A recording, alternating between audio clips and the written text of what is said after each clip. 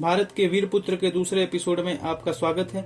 आज हम लोग चर्चा करेंगे गुरु गोविंद सिंह जी और उनके 4 साहिबजादों के बारे में। किस प्रकार से 9 वर्ष के जोरावर सिंह जी और 7 वर्ष के फतेह सिंह जी ने दीवार में चुनवाया जाना स्वीकार किया पर अपना धर्म नहीं त्यागा, अपने पिता के मान सम्मान के साथ समझौता नहीं किया। किस प्रकार से अजीत सिंह जी और जुझार सिंह जी ने युद्ध में लड़ते हुए अपनी कुर्बानियां दे दी, अपने प्राण त्याग दिए पर अपने धर्म की रक्षा की, अपना धर्म नहीं त्यागा और अपने पिता के सम्मान और मान के साथ कोई समझौता नहीं किया और भारत माता की रक्षा की।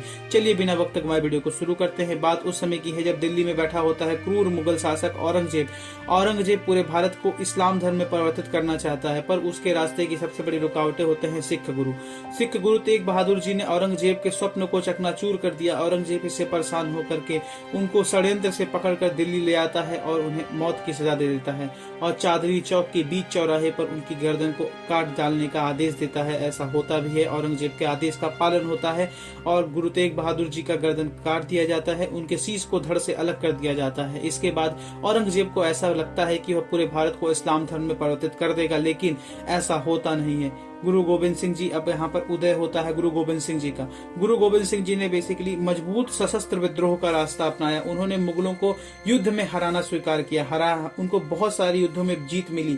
इससे घबराकर मुगल सेना औरंगजेब के पास पहुंची। औरंगजेब ने पहाड़ी राजाओं से मदद ली। पहाड़ी राजाओं से मदद लेने के बाद आनंदपुर साहिब में युद्ध होता है, जिसमें बेसिकली मुगल पहले शुरू में बहुत पिटते हैं और इसके बाद जैसे कि मुगलों की नीति होती है कि षड्यंत्र करो और युद्ध जीतो, ऐसा ही षड्यंत्र करते हैं और एक संधि प्रस्ताव भेजते हैं गुरु गोविंद सिंह जी के पास कि आप क्या करिए, आप युद्ध जीत गए हैं, हम कुरान की कसमें खाते हैं। कुरान एक पवित्र ग्रंथ है मुस्लिम धर्म का, उसकी कसमें खा रहे हैं उनके सारे सैनिक कि हम अब इस आनंदपुर साहिब पर हमला नहीं करेंगे, आपको जहां जाना है आप वहां जाने के लिए स्वच्छंद हैं, आजाद हैं।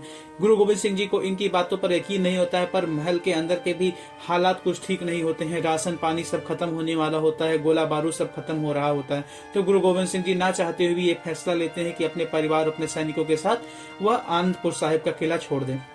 मुगल सेना जो चाहती थी कि किसी प्रकार आनंदपुर साहिब का किला छोड़ा जाए, जैसे ही निकलते हैं गुरु गोविंद सिंह जी, मुगल सेना उनका पीछा करना शुरू कर देती है। अपने कुरान की कसमों को भुला करके मुगल सेना गुरु गोविंद सिंह जी के पीछे पीछे चल देती है और ऐसा देख गुरु गोविंद सिंह जी को ऐसा एहसास हो जाता है कि अब निर्णायक युद्ध का घड़ी आ चुका है। अगर युद्ध नहीं हुआ तो धर्म छोड़ना पड़ेगा, धर्म छोड़ें तो जीवन का कोई अर्थ नहीं रह जाएगा। गुरु गोविंद सिंह जी इसी बीच सिरसा नदी को पार करते हैं। सिरसा नदी का पार करना ही एक ऐसी घटना है जिसने पूरे गुरु गोविंद सिंह जी के परिवार को 2 हिस्से में बांट दिया।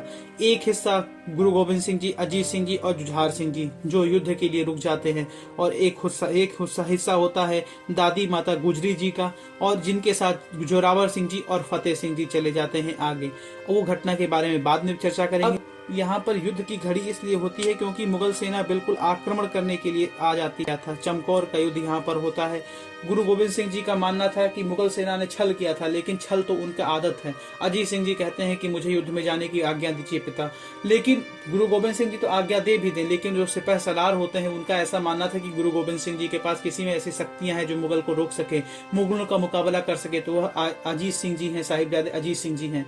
कहा जाता था उस समय के सबसे बेहतरीन तलवारबाज घुड़सवार अजीत सिंह जी थे, लेकिन उनका मानना था कि इस समय ही अगर हम अपने धर्म की रक्षा, अपने देश की रक्षा नहीं कर पाए तो आगे जीवन का क्या फायदा। अपने पिता की इच्छा लेकर के, अपने पिता का आदेश लेकर के गुरु अजीत सिंह जी मैदान में चले जाते हैं, वीरता दिखाते हैं, तीरों से मुगल सेना को पूरा तरह से परास्त कर देते हैं। एक समय के बाद उनके तीर खत्म हो जाते हैं। उसके बाद वो अपनी तलवार निकाल लेते हैं और मुगल सेना को गाजर मूली की तरह काटते हुए आगे बढ़ते हैं, पर उनकी तलवार भी एक समय के बाद टूट जाती है। तो वह अपनी म्यान से ही युद्ध लड़ना शुरू कर देते हैं। म्यान से ही उन्होंने अनेकों मुगलों को परास्त किया, अनेकों मुगलों को मारा और अंत में वह म्यान भी उनका साथ छोड़ देती है। या कह दीजिए कि अब भारत माता के सच्चे सपूत को भारत माता अपने गोद में बुला लेती हैं और यह अजीत सिंह जी की यहाँ पर दुखद मृत्यु होती है। मुगल सेना का सहायता से उनका हत्या कर देती है। इसके बाद आती है जुझार सिंह जी की बारी।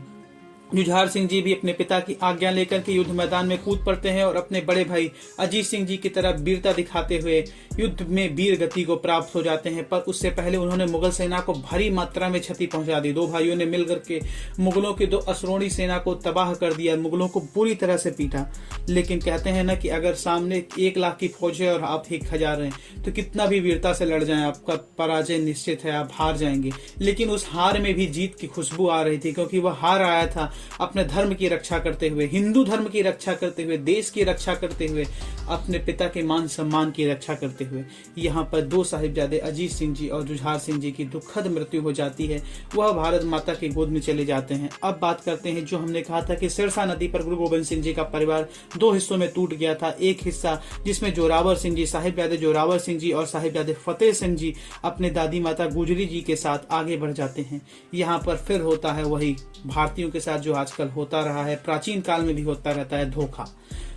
अब गुरु गोविंद सिंह जी का पूर्व का एक सेवक आता है, गुजरी माता से कहता है कि आप हमारे साथ चलिए, हम आपको अपने गांव में शरण देंगे। लेकिन वह सेवक बिका रहता है मुगलों के साथ। वह मुगलों को बता देता है कहां पर है गुरु गोविंद सिंह जी के दो छोटे साहिबजादे और उनकी माता। मुगल आते हैं, उनके पकड़ कर ले जाते हैं, वजीर खान के सामने पेश किया जाता है। वजीर खान बेसिकली वहां का नवाब होता है। अब वजीर खान क्या कहता है, एक ऑफर देता है कि इन्हें कि या तो तुम इस्लाम धर्म स्वीकार कर लो और या तो मृत्यु को स्वीकार कर लो। तो वजीर खान को यह पता नहीं होता है कि जिसके पिता ने मुगलों को तबाह कर दिया, वो बेटे का डरने वाले थे। वह दो बेटों ने भरे मैदान में, भरे सभा में नारा लगा दिया कि हम अपना धर्म नहीं त्यागेंगे और अपने पिता के अलावा किसी के सामने अपना सर नहीं झुकाएंगे। इसके बाद होता वही है जिसकी सबको उम्मीद है। सब जानते हैं क्या हुआ। वजीर खान ने आदेश दे दिया कि इन दोनों युवाओं को जिंदा दीवार में चुनवा दिया जाए, जिससे आसपास के इलाके में ऐसा पूरा भय की स्थिति उत्पन्न कर दो कि जो इस्लाम धर्म नहीं स्वीकार किया उसे ऐसे ही जिंदा दीवारों में चुनवा दिया जाता है। इससे पहले कई दिनों तक इन लोगों को जेलों में रखा जाता है। भारी ठंड का दिन होता है, उसमें ना तो इनको चद्दर दी जाती है, ना तो इन्हें बिछौना दिया जाता है। जब वजीर खान को इन दोनों युवाओं की दृढ़ता देख ऐसा महसूस हो जाता है कि यह दोनों भी अपने पिता के भांति अपने प्राण त्याग देंगे पर अपने धर्म को नहीं त्यागेंगे, अपने देश की रक्षा करेंगे, तो वह एक फाइनल आदेश जारी करता है कि इन लोगों को अंततः दीवार में चुनवा ही दिया जाए और इन्हें ले जाया जाता है। बीच बाजार दीवार में चुनवाने का आदेश होता है। बीच बाजार इन दोनों युवाओं को ले जाया जाता है।